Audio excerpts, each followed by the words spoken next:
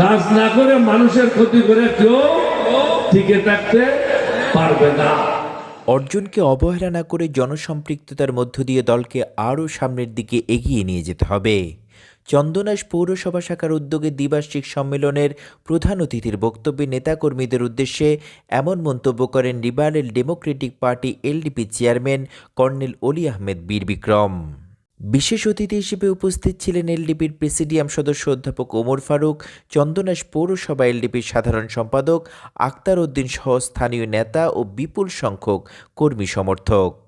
এই সফলতা নিয়ে আনন্দিত হওয়ার কিছুই নাই, আল্লাহর শুকরিয়া আদায় করতে হবে। অনবরতভাবে এটা আরো বৃদ্ধি করার জন্য ব্যবস্থা গ্রহণ করতে হবে। জনসম্পৃক্ততা না থাকলে কোনোভাবেই ক্ষমতায় থাকা যায় না, বিগত সরকার তার বড় উদাহরণ। ক্ষমতার জন্য নয়, জনগণের কল্যাণে তার রাজনীতির পথচলা উল্লেখ করে অলি আহমেদ বলেন, কঠিন পরিস্থিতিতেও ন্যায়ের পক্ষে অটল থেকেছি। তবে আগামীতে আর নির্বাচন না করার ঘোষণা দিয়ে নির্বাচনী মাঠে তার সুযোগ্য সন্তান অধ্যাপক ওমর ফারুককে পরিচয় করিয়ে দেন তিনি। ভালো অবস্থাতে আছে, তারা কিন্তু ভালো অবস্থাতে নাই।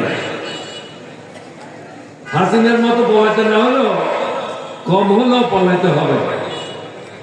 কাজ না করে মানুষের ক্ষতি করে কেউ টিকে থাকতে পারবে না।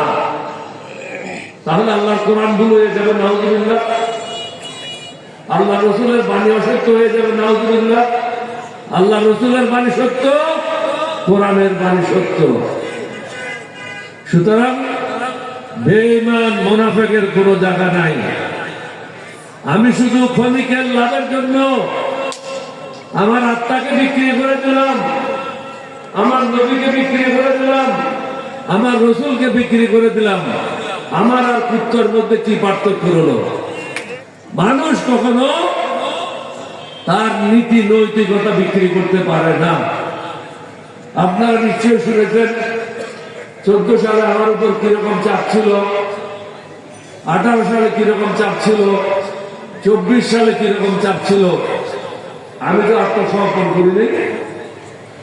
আত্মসমর্পণ করলে আপনারা লজ্জিত হতেন। আজকে তো আপনারা গর্বিত। আপনারা বলতে পারেন আমাদের ছেলে বেঈমানি করে নাই, আমাদের ছেলে টাকার কাছে বিক্রি হয় না। অনেকে মনে করেছিল বয়স হয়ে গেছে, হয়তো বুড়ো হয়ে বিরতি দরিদ্রে পয়সা করে হয় না। আল্লাহর মেহরবানি, সঠিক পথে ছিলাম, সঠিক সিদ্ধান্ত নিয়েছিলাম। এখন আমার একটা সঠিক সিদ্ধান্ত নিয়েছি, সেটা হলো এখন আর আমি নিজের নির্বাচন করব না। আপনাদের সামনে অনেকবার, হয়তো সবাই শুনেন নাই, কিন্তু কথাটা বলেছি। আপনাদের মধ্যে অনেকেই আমার কাছে গেছেন, ব্যক্তিগতভাবে আমাকে অনুরোধ করছেন যে আপনার বড় ছেলেকে আপনি এলাকায় পাঠান। বিশেষ করে আপনার মোতায়েন যখনই আসতাম, ওরা সব সময় বলতো আপনার বড় ছেলে প্রফেসর ওমর ফারুককে এলাকায় পাঠান। আমি বলতাম যখন সময় আসে তখন যাবে।